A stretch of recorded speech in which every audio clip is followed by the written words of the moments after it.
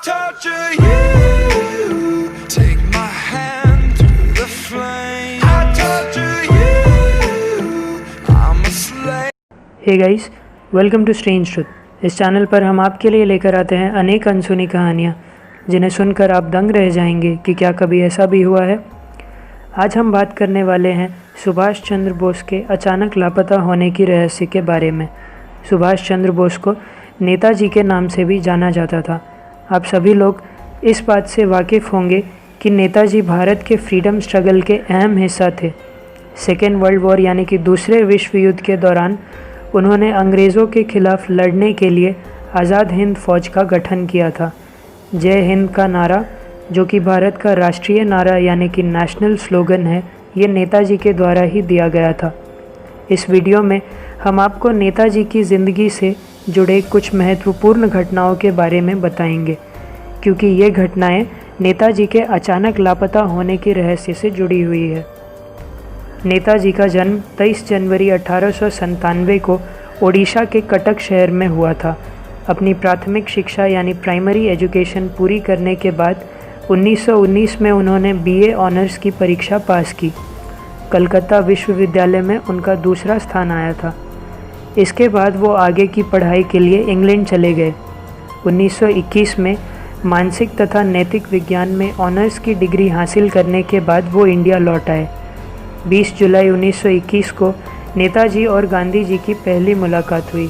इसके बाद से वो अंग्रेज़ के खिलाफ चल रहे हर आंदोलन में हिस्सा लेने लगे।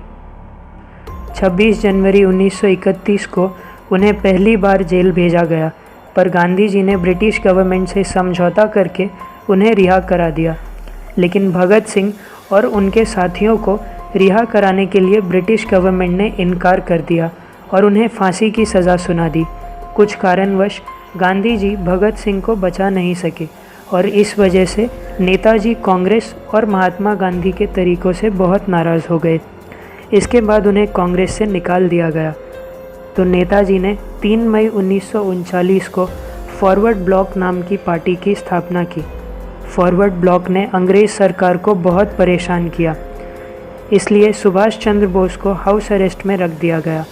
लेकिन 16 जनवरी 1941 को एक पठान का वेश बना के मोहम्मद जियाउद्दीन इस नाम से पुलिस को चकमा देकर वो हाउस अरेस्ट से निकल गए। इसके बाद वो अफ़गानिस्तान पहुँचे और वहाँ से जर्मनी गए। 29 मई 1942 को वो जर्मनी के सबसे बड़े नेता एडोल्फ हिटलर से मिले, पर उन्हें हिटलर से भारत के विषय में कोई मदद नहीं मिली। इसके बाद वो जापान पहुँचे और वहाँ से उन्हें भारत के प्रति मदद मिलने का आश्वासन मिला।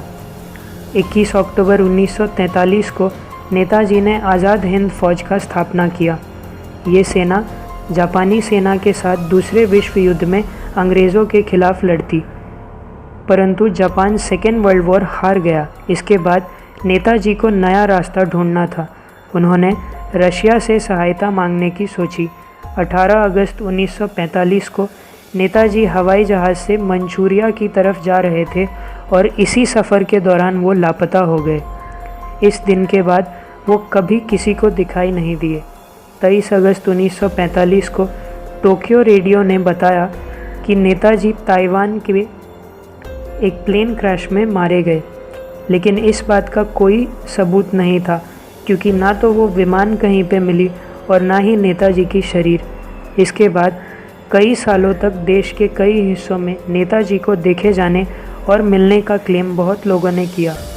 नेताजी के ज़िंदा होने का सबसे स्ट्रॉन्ग क्लेम तब हुआ था जब 1966 में, यानी कि नेताजी के लापता होने के 21 साल बाद, एक तस्वीर ली गई थी ताशकंद में, जिसमें सुभाष चंद्र बोस जैसे दिखने वाले एक व्यक्ति मौजूद थे। इस तस्वीर में उस वक्त के प्रधानमंत्री लाल बहादुर शास्त्री भी थे और ये तस्वीर के ठीक एक दिन बाद उनकी भी मृत्यु हो गई थी। कई थ्योरीज से ये पता चलता है कि ऐसा भी माना जाता था कि सुभाष चंद्र बोस एक साधु के रूप में फैज़ाबाद में रहते थे। ये थ्योरी कई लोग सच मानने लगे हैं। ऐसा इसलिए क्योंकि कार्ल बैगेट नाम के एक हैंडराइटिंग एक्सपर्ट ने 2 डॉक्यूमेंट्स के ऊपर रिसर्च किया था। इनमें से एक नेताजी का लिखा हुआ था और दूसरा उस साधु का लिखा हुआ था। कार्ल बैगेट ने रिसर्च के बाद ये कंक्लूड किया कि ये दोनों डॉक्यूमेंट्स एक ही आदमी ने लिखे हैं। नेताजी के मृत्यु के ऊपर सबसे बड़ा सवाल तब उठा था जब 2005 में ताइवान गवर्नमेंट ने ये बताया कि 1945 में ताइवान में कोई भी प्लेन क्रैश नहीं हुई थी। इससे नेताजी की मृत्यु उस प्लेन क्रैश में हुई इसका कोई सबूत नहीं है। कुछ इतिहासकारों का ये मानना है कि जब नेताजी ने जापान और जर्मनी से मदद लेने की कोशिश की थी तो ब्रिटिश गवर्नमेंट ने अपने जासूस यानी कि डिटेक्टिव्स को उन्हें ख़त्म करने का आदेश दिया था और इसीलिए नेताजी अपना वेश बदलकर रहने लगे थे। 18 अगस्त 1945 के दिन नेताजी कहाँ लापता हो गए और उनका आगे क्या हुआ, ये भारतीय इतिहास का सबसे बड़ा रहस्य बन गया है। Thank you for your precious time. Share your views in the comment section. Like, share and subscribe the channel. Also don't forget to follow us on Instagram and Facebook.